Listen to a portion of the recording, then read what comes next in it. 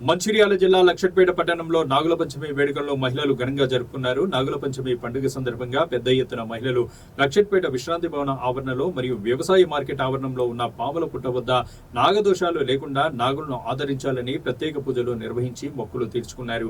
ఈ సందర్భంగా ఉదయం నుండి పుట్టల వద్ద బారులు తీరిన మహిళలు పుట్టలో పాలను పోసి మొక్కులు చెల్లించుకున్నారు. ఈ కార్యక్రమంలో మహిళలు పెద్ద ఎత్తున పాల్గొని తమ సంతతిని చల్లగా చూడాలంటూ నాగేంద్రుడికి ప్రత్యేక పూజలు చేశారు.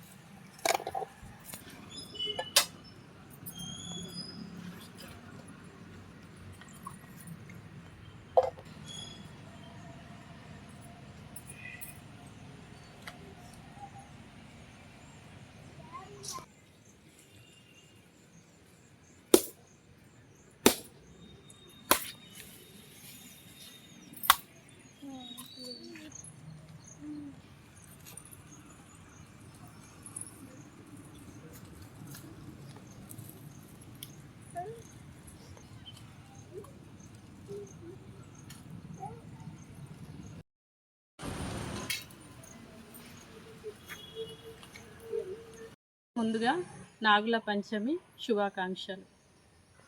ఇది శ్రావణ మాసంలో వస్తుంది. దీనిని నాగుల పంచమని, గరుడ పంచమని పేర్లతో మనం పిలుస్తాము. ఇలా చేయడం వల్ల ఏమవుతుంది అంటే మనకి నాగదోషాలు ఉన్నా కూడా నాగదేవుడు తృప్తి చెంది దోషాలు లేకుండా చేస్తాడని మన యొక్క నమ్మకం. శిశువుపై పయనించిన విష్ణుమూర్తి కానీ, మెడలో ధరించిన శివుణ్ణి కానీ, సుబ్రహ్మణ్యేశ్వర స్వామిని కానీ ఎవరిని మనం కొలిచినా కూడా ఈ పుణ్యఫలం మనకి దక్కుతుంది. మనకు ఈ శ్రావణ మాసం అంటేనే పూజల మాసం.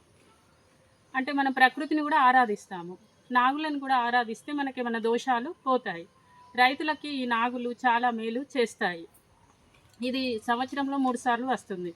గరుడ పంచమని, కార్తీక మాసంలో నాగుల చవితి అని, సుబ్రహ్మణ్యేశ్వర షష్ఠి అని సంవత్సరంలో 3 సార్లు ఈ పండుగను మనం చేసుకుంటాము.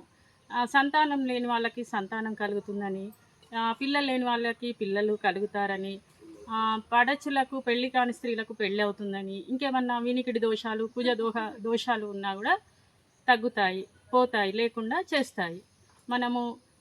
మనం ప్రకృతితో పాటు నాగేశ్వరుని కూడా పూజిస్తే చాలా మంచిది. ఓకే. పంచమ తిథి నాడు వచ్చే పండగని నాగుల పంచమి అంటారు. ఈరోజు అందరు భక్తులందరూ నాగుల పుట్ట దగ్గరికి వచ్చి పుట్టలో పాలు పోస్తారు, పూజలు చేస్తారు. నాగమ్మ తల్లికి ఎక్కడెక్కడ ఎన్ని చోట్లైనా సరే నాగమ్మ దగ్గర పూజ చేస్తారు. ఈరోజు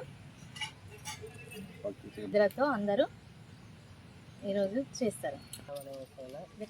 శ్రావణ మాసం మంగళవారం ఇవాళ నాగుల పంచమి పుట్టలో పాలు పోసి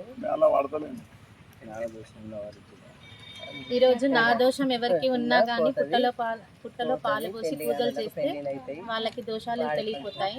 పెళ్లి కాని వాళ్ళకి పెళ్ళిళ్ళు జరుగుతాయి. రైతులకు మంచి పంటలు పండుతాయి. అందరికీ చాలా ఆనందం అనిపిస్తుంది. నాగుల పంచమితోనే అన్ని పండుగలు ప్రారంభం అవుతాయి. నాగుల పంచమి విశిష్టత ఏంటంటే పెళ్లి కాని వారికి పెళ్ళి అవుతుంది, పుట్టల పాలు పోస్తాయి. పిల్లలు కాని వారికి పిల్లలు సుఖశాంతులతో అందరూ చల్లగా ఉండాలని నాగమ్మ తల్లి దీవిస్తుంది.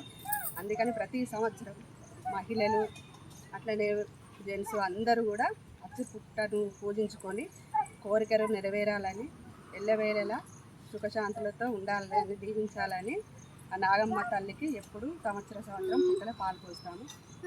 అట్లనే వ్యవసాయదారులకు అందరికీ